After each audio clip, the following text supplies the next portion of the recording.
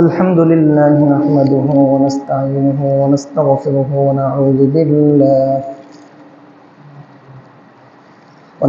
بالله من شرور أنفسنا ومن سيئات أعمالنا. من يهده الله فلا مضل له ومن يضلله فلا هادي له. ونشهد أن لا إله إلا الله وحده لا شريك له. ونشهد أن سيدنا وسندنا وحبيبنا وحبيب ربنا وطبيبنا وطبيب قلوبنا ومولانا محمدا عبده ورسوله. أما بعد فأعوذ بالله من الشيطان الرجيم. بسم الله الرحمن الرحيم. وإن عليكم لحافظين كراما كاتبين يعلمون ما تفعلون. صدق الله العظيم. وقال تعالى: إن الله وملائكته يصلون على النبي يا أيها الذين آمنوا صلوا عليه وسلموا تسليما. شكرا لدر الشريك. اللهم صل على محمد وعلى آل محمد كما صليت على إبراهيم وعلى آل إبراهيم إنك حميد مجيد.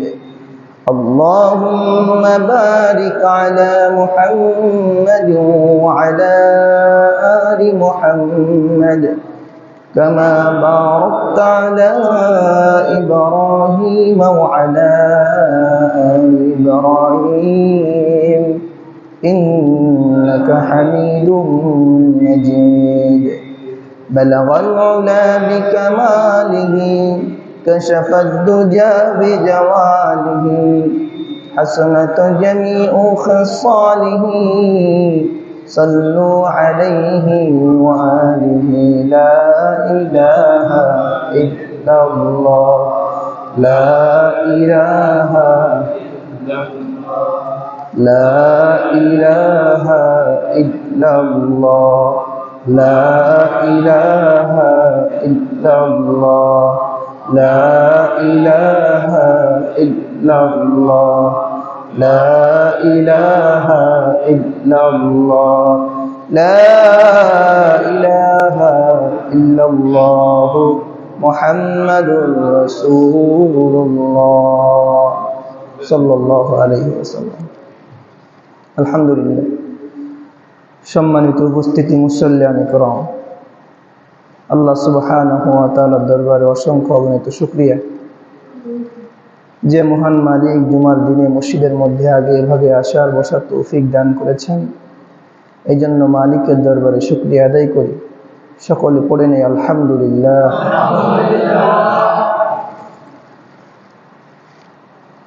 আল্লাহ পাক রব্বুল আলামিন আমাদেরকে একমাত্র সৃষ্টি করেছেন ইবাদত করার জন্য। আল্লাহ কোরআনুল কারীম এইটাই বলেন, ওয়ামা খালাকতুল জিন্না ওয়াল ইনসা ইল্লা লিয়াবুদুন, যে একমাত্র মানুষ এবং জিনকে আমি আমার ইবাদত করার জন্য সৃষ্টি করেছি। এবারে আয়াতের শাব্দিক অর্থ বুঝে থাকলে বলুন তো, আমাদেরকে সৃষ্টি করা হয়েছে কিসের জন্য? ইবাদতের জন্য। এখন আল্লাহ আমাদেরকে সৃষ্টি করেছেন ইবাদত করার জন্য। আল্লাহ আমাদেরকে হুকুম দিয়েছেন ইবাদত করার। কেন করব, কি জন্য করব, এই সমস্ত কথা বলা বা এই সমস্ত ধ্যান খেয়াল আসা, এটা মূর্খতার লক্ষণ। আল্লাহ হুকুম করেছেন আমি করব, কেন করব এইগুলা না। যেমন একটা ছোট্ট বাচ্চা যখন ভূমিষ্ঠ হয়, ওই সময় মায়ের কোলে যখন থাকে, ওই সময় মা ওকে দুধ পান করায়, ও দুধ খায়। ও জানে না দুধের মধ্যে কি শক্তি আছে, ও জানে না দুধের মধ্যে কি ভিটামিন আছে, তারপর খায় কি খায় না বলেন? খায়। মা ওই বাচ্চাকে ওষুধ খাওয়ায়, রোগ হইলে ওষুধ খাওয়ায় না? মা ওই সন্তানটাকে ঔষধ খাওয়ায়, সন্তান ওষুধটা খেয়ে নেয়। সন্তান জানে না এই ঔষধের মধ্যে শিফা আছে কি নাই। তো আমাদেরও এরকম হালাত হওয়া উচিত যে আল্লাহ হুকুম করেছেন ইবাদত করার, আমি করব। আল্লাহ আমাকে কি দিবেন না দিবেন এটা মালিক বুঝবেন।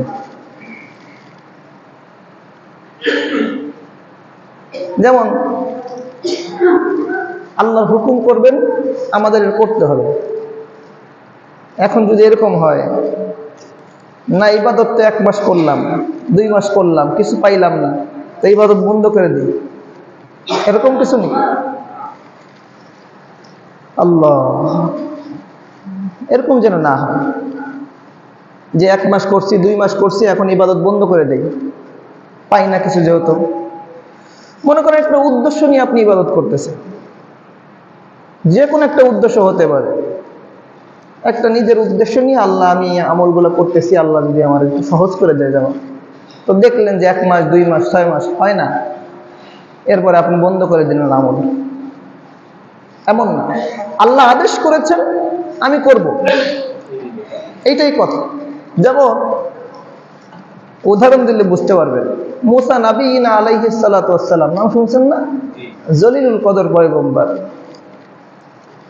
কালিমুল্লাহ বলা হয়। এই মুসা আলাইহিস সালাতু ওয়াস সালামকে যখন ওনার হাতে একটা লাঠি ছিল, হাতে কি ছিল? লাঠি। লাঠিটাকে আল্লাহ বলেন ছেড়ে দাও। আল্লাহ বললেন কি করতে? ছেড়ে দিতে। কখন বললেন? যখন ফেরাউনের জাদুকররা মুসা আলাইহিস সালাতু ওয়াস সালামের দিক জাদু দিয়ে সাপ বানাই পাঠাইলেন, হাজার হাজার সাপ মুসা আলাইহিস সালাতু ওয়াস সালামের দিকে আসতেছে।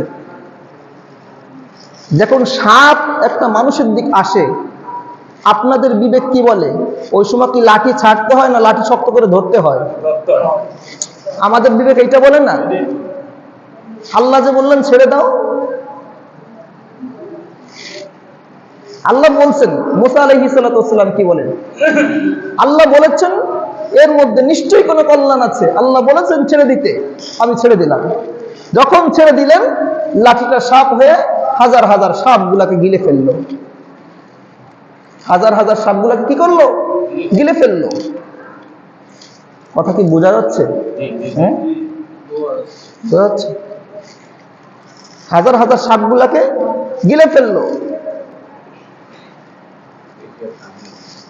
গিলে ফেলছে কিনা? এখন আমাদের যুক্তি কি বলে? লাঠি শক্ত করে ধরো, মারো, পদাঘাত করো। এরপরে লাঠি যখন ছেড়ে দিয়েছে, যখন সাপ হয়ে গেছে, সব হাজার হাজার সাপ যখন গিলে ফেলছে, এখন ওই সাপে যদি বলা হয় নতুন কোনো মানুষকে সাপের মাথাটা ধরো, ধরবো?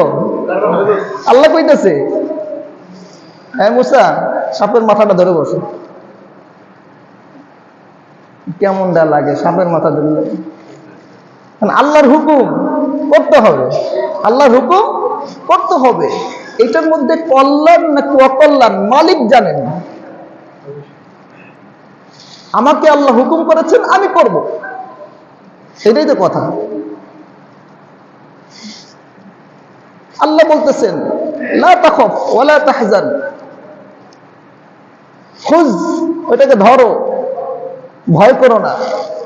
মুসা নবীনা আলাইহিস সালাতু ওয়াস সালাম যখন সাহস করে ধরে বসলেন, আবার সাপটা কি হয়ে গেল? লাঠিতে পরিণত হয়ে গেল।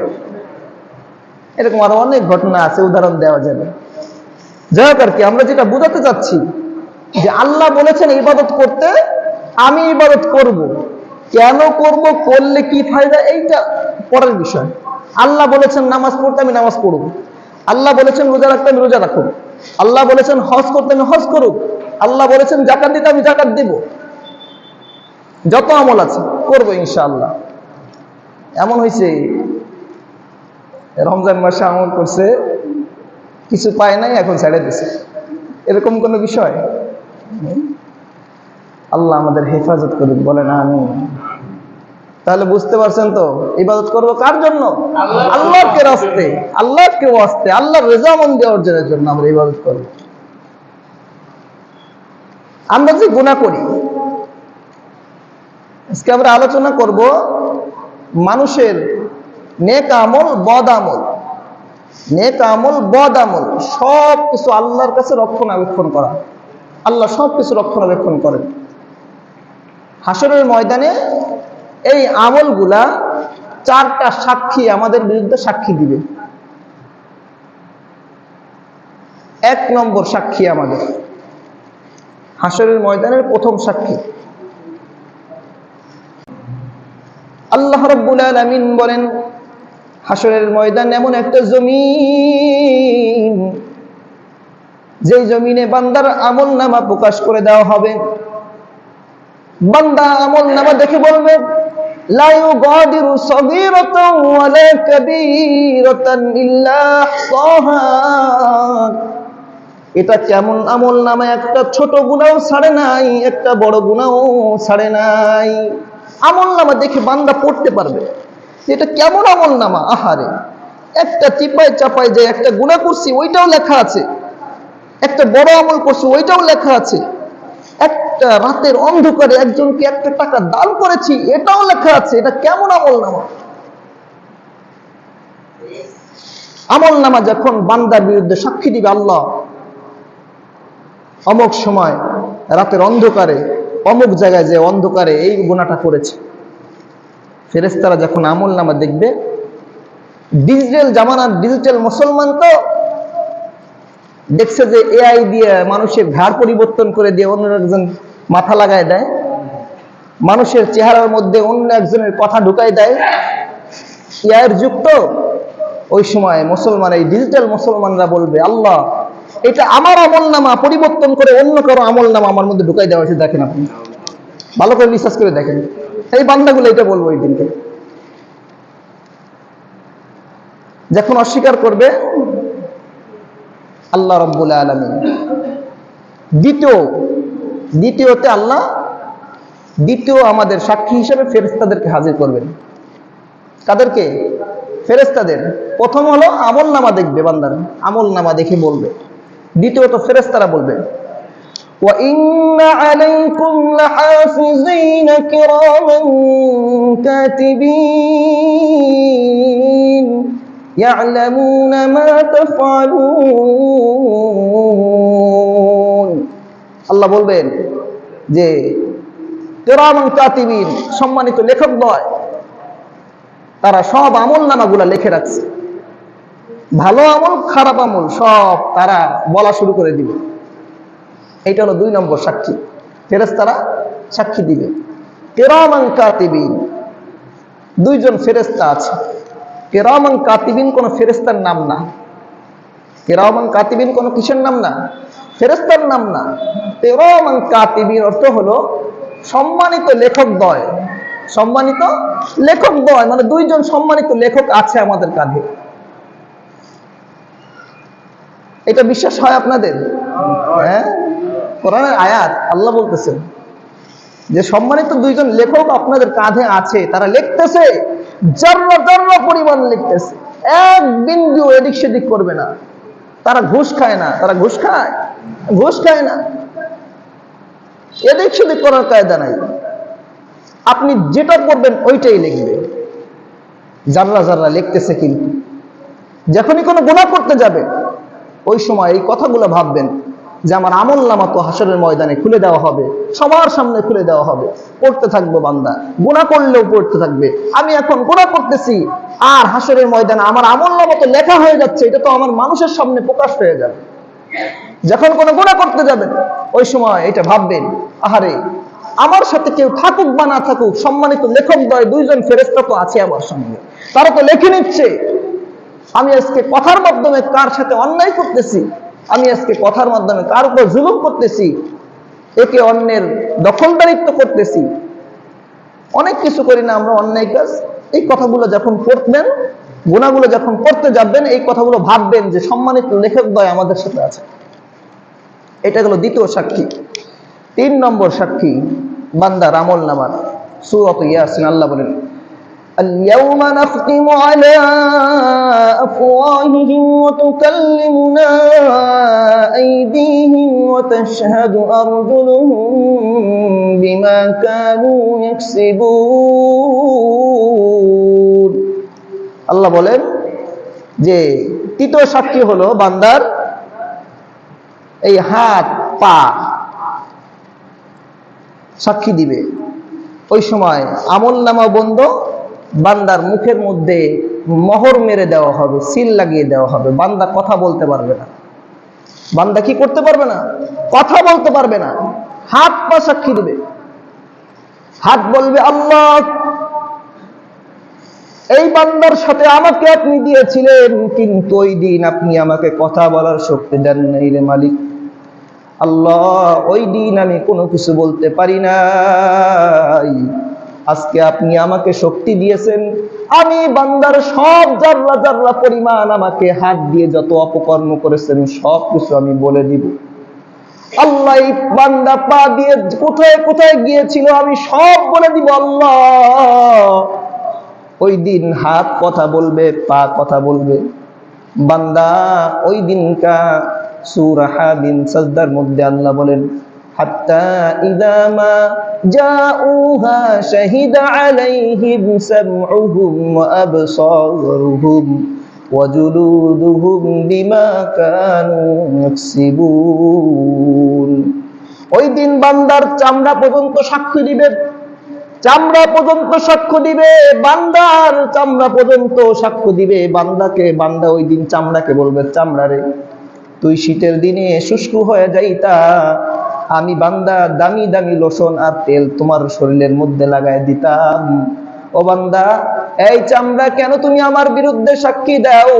ওই দিন চামড়া, হাত পা, অঙ্গ প্রত্যঙ্গ ডাক দিয়ে বলবে, আমাদের সব কিছুর মালিক হলেন আল্লাহ, সুতরাং আমাদেরকে যা হুকুম করেছেন আমরা সেটাই করেছি, আমরা হুকুমের বাইরে এক পাও নড়ি নাই, এক পাও নড়ি নাই।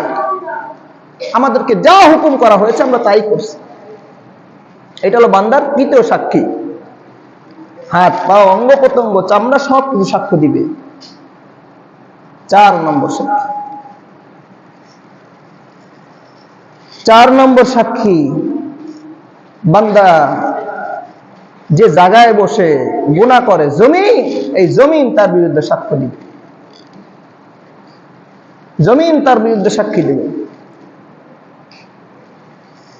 আল্লাহ রাব্বুল আলামিন বলেন, ইয়াউমাইযিন তুহাদ্দিসু আখবারাহা। হাসরের ময়দানে জমিন তার খবরগুলা প্রকাশ করে দেওয়া হবে। মুফাসসিরগণ বলেন, জমিন তার খবর বের করে দেবে, প্রকাশ করে দেবে। এর অর্থ কি? জমিন এমন একটা কাজ করবে, বান্দা জমিন কোথায় দাঁড়িয়ে, কোন জমিনের উপর দাঁড়িয়ে কোন গুনাহটা করেছে, আল্লাহ রাব্বুল আলামিন ওই জায়গার, ওই জমিন তার বিরুদ্ধে সাক্ষ্য দিবে। আল্লাহকে বলবে, আল্লাহ, এই বান্দাকে আপনি আমার জন্য বানাইছেন রে আল্লাহ, আমি জমিন এমন কোন নিয়ামত নাই যে এই বান্দাকে খাওয়াই নাই। এই বান্দা গুনাহ করেছে, আমি আল্লাহ, আমি জমিন ধান খাওয়াইছি, এই বান্দা গুনাহ করেছে, আমি জমিন থেকে মাছ তৈরি করে দিয়েছি। এই বান্দা গুনাহ করেছে, এই বান্দার গুনাহ করার পরও আমি এই জমিন থেকে বিভিন্ন ফল মূল উৎপাদন করে বান্দারে খাওয়াইছি। তারপরে এই নাফরমান আমি জমিনের উপর দাঁড়াইয়া গুনাহ করছে। আল্লাহ, আপনি তো ওই সময় আমার জবানটা খুলে দেন নাই, আজকে আপনি আমার জবান খুলে দিয়েছেন। আমার উপর দাঁড়িয়ে এই বান্দা যত প্রকার কুকর্ম করেছে সব কুকর্ম ওই জমিন ওই দিন হাসরের ময়দানে আল্লাহর বিরুদ্ধে সাক্ষী দিয়ে দিবে। এই জমিন সাক্ষ্য দিয়ে দিবে। এবার বলেন তো, এই 4টা সাক্ষীকে উপেক্ষা করে কেউ কোনো গুনাহ করতে পারবে না? আল্লাহ, এই 4টা সাক্ষীকে উপেক্ষা করে কেউ কোনো গুনাহ করতে পারবে না। দুনিয়ার জমিনে কেউ যদি অন্যায় করে, অবিচার করে, তো তার বিরুদ্ধে যদি কোনো সাক্ষী না থাকে তাহলে তার মামলাটা দুর্বল হয়ে যায়, এইটাই স্বাভাবিক। কিন্তু হাসরের ময়দানে এই 4টা সাক্ষীর কথা বললাম, আপনার কি মনে হয় এই 4টা সাক্ষী আমাদের বিরুদ্ধে যদি সাক্ষী দেয়, নাজাত পাওয়ার কোনো উপায় আছে? আল্লাহ। ইব্রাহিম বিন আদম রহমাতুল্লাহ আলাইহি, ওনার কাছে এক যুবক আসছে, এসে বলতেছে, হযরত, আমি বুঝি গুনাহ করলে আল্লাহ নারাজ হয়, তারপরেও আমার মাঝে মাঝে গুনাহ হয়ে যায়। এরকম আছে না অনেক, যে বুঝে গুনাহ করলে আল্লাহ নারাজ হয়, তারপরও গুনাহ হয়ে যায় মাঝে মাঝে। আমি কিভাবে গুনাহ থেকে বাঁচতে পারি একটু বলেন তো। ইব্রাহিম বিন আদম রহমাতুল্লাহ আলাইহি বলতেছেন যে আপনি গুনাহ করবেন যেহেতু, তাহলে আল্লাহর রিজিক খায়েন না। আপনি আল্লাহর রিজিক খাওয়া বাদ দিয়ে গুনাহ করবেন। গুনাহ করবেন যেহেতু, গুনাহ যেহেতু করবেনই, তাহলে আল্লাহর রিজিক খেয়েন না। আচ্ছা বলেন তো, আল্লাহর রিজিক না খেলে কি মানুষ বাঁচবে? ভাত, পানি, খাদ্যদ্রব্য যা আছে ওইগুলা নাই সে পরিত্যাগ করলো, মানলাম, কিন্তু অক্সিজেন, এটা আল্লাহর দেওয়া কিনা? যখন আল্লাহর দেওয়া বন্ধ হয়ে যায় ওই সময় কিনে নিতে হয়, জানেন না কত টাকা লাগে? হাসপাতালের মধ্যে অক্সিজেন কিনতে কত টাকা লাগে? আল্লাহ, তা আল্লাহ যে লক্ষ লক্ষ টাকার, কোটি কোটি টাকার অমূল্য সম্পদ আমাদের দিয়েছেন, আল্লাহর দেওয়া অক্সিজেন নিতেছেন, খাইতেছেন, আবার গুনাহ করতেছেন। একটু কি কল্পনা করেন না? আহারে, এখন যদি নিঃশ্বাসটা বন্ধ হয়ে যায়, আমার আমল তো শেষ, জীবন শেষ হয়ে যাবে, আমি নামক বাতিটা নিভে যাবে, ওই সময় কি উপায় হবে আমার? মানুষরা তো কাফন দাপন পরায়া কবরে রেখে দিবে, এরপরে আমার অবস্থা কি হবে? বাদশাহ আকবর একদিন কান্না করতেছে। তো রাতের বেলা স্বপ্নে দেখছে যে কবর এত ভয়াবহ, কবরের আযাব এত ভয়াবহ। তো উনি কবরের টেনশন আর এত আযাব আর এত ভয়, এই চিন্তা করতে করতে রাত্রে ঘুমায়নি রাতে। সকালবেলা পেরেশান, আহারে, আজ না হয় কাল, একদিন তো মরা লাগবেই, ওই সময় কি হালতটা হইব, অন্ধকার ঘর পাবো। এটা আবার হয়েছে কখন? উনি বসেছিলেন, বারান্দায় বসেছিলেন, একটা মোমবাতি জ্বলতেছিল, হঠাৎ একটা বাতাস এসে মোমবাতির আগুনটা নিভে গেল। উনি বলতেছেন, আহারে, আমার রাজ দরবারে কত লোক আছে, কেউ এই বাতাসটাকে প্রতিহত করতে পারলো না, ছোট্ট একটা বাতাস এসে আগুনটাকে নিভায়ে ফেললো। এই বাতাসটা নিভানোর শক্তি কারো নাই, এই বাতাসটা নিভানোর শক্তি কারো নাই, বন্ধ করার শক্তি কারো নাই। আর বাতাসটা এসে আগুনটা বন্ধ করে দিল, আর অন্ধকার হয়ে গেল। আর এই অন্ধকার থেকে আমি কিভাবে বাঁচবো? এর থেকেও তো ভয়াবহ অন্ধকার, কবরের অন্ধকার। তো সকালবেলা যখন গেছে রাজসভায়, যাওয়ার পরে সবাই দেখে রাজা সাহেবের মনটা একটু অক্ষুণ্ণ, উনি পেরেশানির মধ্যে আছে, চিন্তিত অবস্থা আছে। বাদশার রাজ দরবারের মধ্যে একজন হিন্দু লোক ছিল, তিনি ডেকে বলল, সাহস নিয়ে, হযরত, বাদশা মহোদয়, আপনাকে মনে হচ্ছে চিন্তিত, আপনি কিসের কারণে চিন্তা বোধ করছেন? আপনি যদি আমাকে একটু জানাইতেন, তাহলে আমি আপনাকে সহজ করে দেওয়ার চেষ্টা করতাম।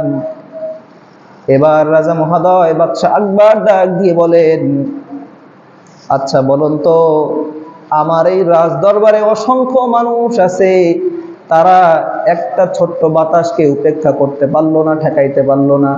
বাতাসটা এসে আমার মোমবাতির আগুনটা নিভে দিল, আমার ঘরটা অন্ধকার হয়ে গেল। হাসরের ময়দান, অন্ধকার ঘর, কবর, ওই দিন তো এই অন্ধকারের চাইতেও বড় অন্ধকার হবে। ওই দিন এই অন্ধকার থেকে আমাকে কে বাঁচাবে? ওই দিন এই অন্ধকার থেকে আমাকে কে বাঁচাবে?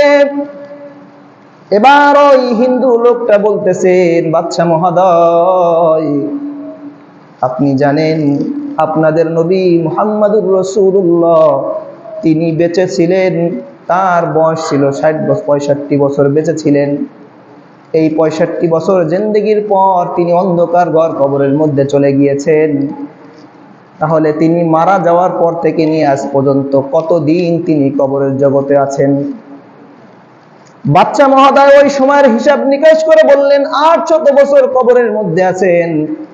এবার বললেন, আচ্ছা বলেন তো, তিনি যে দুনিয়ার জমিনের মধ্যে দিনের আলো জ্বালিয়ে গিয়েছিলেন, ওই যে 65 বছর তিনি দিনের খেদমত করেছেন, দিনের আলো জ্বালিয়ে গিয়েছেন, ওই আলোতে সারা বিশ্বময় আলোকিত হয়েছেন কিনা? এই কথা বলার পর লোকটা ডাক দিয়ে বলে, বাচ্চা ডাক দিয়ে বলে, হ্যাঁ, 65 বছরের জিন্দেগিতে এত সুন্দর দিন প্রচার করেছেন যে সারা জাহান যতদিন দুনিয়া বেঁচে থাকবে, দুনিয়ার হায়াত যতদিন থাকবে, অতদিন পর্যন্ত এই দিনের আলো, নূরের আলো এত কিছু আলোকিত হবে, বান্দারা এই নূরের আলো দিয়ে তার মালিককে আরশে আজিমে পর্যন্ত দেখতে পাবে। সুবহানাল্লাহ। এবার ওই হিন্দু লোকটা ডাক দিয়ে বলেন, যিনি এই 65 বছর দিনের আলো জ্বালাইয়া এত সুবিশাল জমিন আসমান আলোকিত করেছেন, আচ্ছা বলেন তো, আপনি যদি ওই দিনের উপর ওই নবীর সুন্নাতের উপর ইত্তেবা করেন, আল্লাহ চাইলে ওই সুন্নাতের বরকতে ওই 3.5 হাত মাটির ঘর আল্লাহ আপনাকে আলোকিত করে দিতে পারেন কি পারেন না? এবার বাদশা মহোদয় একটু হালকা হলেন, বাদশা আকবর একটু হালকা হলেন যে না, আল্লাহ চাইলে তো পারেন।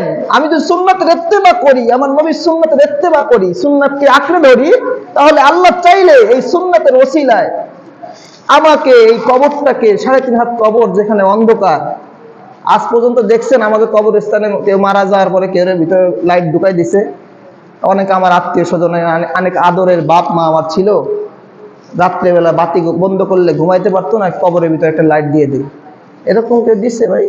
দেয় নাই, দিবেও না, দিবেও না। এমনও কেউ খুঁজে পাওয়া যাবে না যে আমার বাবা এসির মধ্যে ঘুমাইতো। কোন সন্তান বাবার কষ্ট সহ্য করতে পারে, মায়ের কষ্ট সহ্য করতে পারে? যারা সন্তান হয়, সুসন্তান, আর কুসন্তান ওর কথা বাদ। বাপ মার কষ্ট সহ্য করতে পারে না, তো উনি যদি চিন্তা করেন, আমার বাবারে আমি কখনো খাটের মধ্যে ঘুম পড়াই নাই, জাজিম বিছায়া দিছি, তোষক বিছায়া দিছি, বিভিন্ন জিনিস ফোম বিছায়া দিছি, তো আজকে মাটিতে কেমনে ঘুমাবে? একটা ফোম বিছায়া দেই, কয় টাকা বা দাম? কোটি কোটি টাকার মালিক। দিবে কেউ? বলেন, কেউ দিবে না। আল্লাহ আমাদের হেফাজত করুক, সকলে বলে আমিন।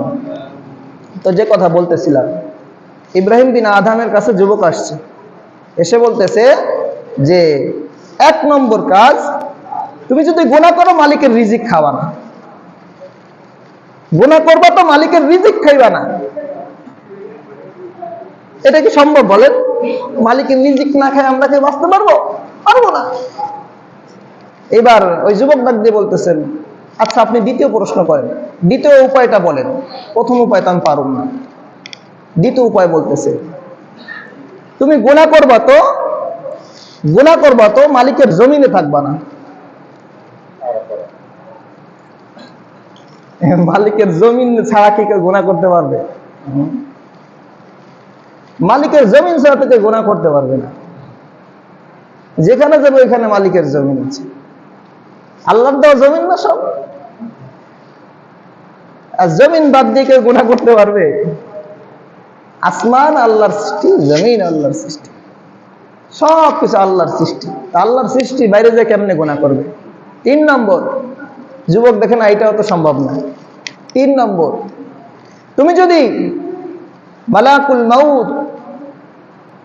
মালাকুল মাউত যখন আসে, ওই সময় যদি তুমি তাকে বলতে পারো যে ভাই আপনি তো আমার রূহ নেওয়ার জন্য আসছেন, জান কবজ করার জন্য আসছেন, তো আমাকে কয়েক মিনিট সময় দেন, আমি একটু তওবা ইস্তেগফার করে নিই। যদি তুমি এটা পারো তাহলে তুমি গুনাহ করো, কিন্তু তওবা করার সুযোগ তো আছে। যুবক চিন্তা ফিকির করে দেখে যে না, তাও তো সম্ভব না। মালাকুল মাউত কাউরে ফোন দিয়ে আসে, ফোন দেয় যে আমি আপনার বাসায় আসতেছি, রেডি হন, হ্যাঁ, কাপড় দাপড় এসে রেডি করেন, এরকম করে না বলে কেউ? আল্লাহ, এরকম বলে কোথাও? হ্যাঁ, মালাকুল মাউত কারে ফোন দিছে, আমি আইতাছি, রেডি হও দোস্ত, পালাইব দোস্ত। আল্লাহ, মজাক করলাম আজকে। মালাকুল মাউত তো কাউকে কাছে ফোন দিয়ে আসে না, বা কাউকে জিজ্ঞাসাও করে না যে আমি তোমার জান নিতে আসতেছি বা নিব। তবে এটা সত্য, যারা মুমিন হয়, মুত্তাকি হয়, তারা মৃত্যুর আগে তাদের মৃত্যু উপলব্ধি করতে পারে। যারা মুমিন হয়, মুত্তাকি হয়, তারা মৃত্যুর আগে উপলব্ধি করতে পারে যে হয়তোবা আমার শেষ সময় চলে আসছে। আমাদের গোপালগঞ্জে একজন বুজুর্গ ছিল, ওই জায়গাটার নাম সুটফা, সুটফা জায়গাটার নাম। তা সুটফার হুজুর নামে পরিচিত। উনি যখন মুমূর্ষু অবস্থায় যখন মৃত্যুবরণ করলেন, ওই দিন সকালবেলা ওনার সন্তানদেরকে ডাক দিয়ে বলতেছেন, বড় মাপের একজন আলেম, সন্তানদের ডাক দিয়ে বলতেছেন, আজকে আমার বাসায় অনেক মেহমানরা আসবে, তোমরা কিছু খাবার পাকায়ও তাদেরকে খাওয়ানোর জন্য। তো ওনার মেয়েরা ওনার পাশেই ছিল। তো উনি বিছানা থেকে উঠে বারবার ওনার পাশের যে বিছানাগুলা, পাশে যে বসার জায়গাগুলো আছে, এগুলা পরিষ্কার করতেছিলেন। তো মেয়েরা বলতেছিল, বাবা আপনি এগুলো পরিষ্কার করতেছেন কেন? আমরা করি, এখানে তো কেউ বসবে না, আমরাই তো আছি। বলছে না, এখানে মেহমানরা বসবে, এখানে পরিষ্কার করো, এখানে মেহমানরা বসবে, এখানে পরিষ্কার করো। যখন জান বের হবে হবে উপক্রম, ওই সময় দরজাটা খুলে দিয়েছেন। দরজা খুলে দেয়া, তোমরা কি দেখতে পাও না? আমি তো দেখতেছি সচক্ষে যে সাদা পোশাক পরিহিত, পাগড়ি পরিহিত এরকম সুন্দর সুদর্শন ব্যক্তিরা দরজা দিয়ে প্রবেশ করতেছেন, তারা আমার সঙ্গে মুসাফা করতেছেন, তোমরা কি দেখতে পাও না? তার কিছু সময় পর তিনি মারা গেছেন। তো ওই যে খাবার যে পাকাইছে, এই খাবারগুলো ওই সময় যারা আসছে হযরতকে দেখতে, সবাই খাওয়াই দিছে, সবাই খাওয়াই দিছে। তো মালাকুল মাউত কাউকে ফোন দিয়ে আসে না, তবে মুমিন ব্যক্তি, মুত্তাকি ব্যক্তিরা কিছু সিম্পটম রেখে যায়, বুঝতে পারে ওনরা। যাই হোক আর কি, যে সমস্ত কথা বললাম, যে আমাদের আমল নামা, নেকি আমল করি আর বদ আমল করি, সব আমলের সাক্ষী থেকে যাচ্ছে আল্লাহর কাছে হাসরের ময়দানে। এই চারটা সাক্ষী আমাদের বিরুদ্ধে কিন্তু সাক্ষী দিয়ে দিবে। দেখি আপনাদের কারো মনে আছে কিনা। 1 নম্বর সাক্ষী আমল নামা, 1 নম্বর সাক্ষী আমল নামা। 2 নম্বর সাক্ষী ফেরেশতা, 2 নম্বর সাক্ষী ফেরেশতা। 3 নম্বর সাক্ষী হাত পা অঙ্গ প্রত্যঙ্গ। 4 নম্বর সাক্ষী জমিন। এই তো, এই 4টা জিনিসকে উপেক্ষা করে যদি কেউ গুনাহ করতে পারেন, করেন, গুনাহ করতে পারেন, করেন। আল্লাহ আমাদেরকে সহি বুঝ দান করুক, সকলে বলি আমিন। আল্লাহ আমাদের গুনাহ থেকে বেঁচে থাকার তৌফিক দান করুক, সকলে বলি আমিন। বেশি বেশি নেক আমল করার তৌফিক দান করুক, সকলে বলি আমিন। ভাইরা,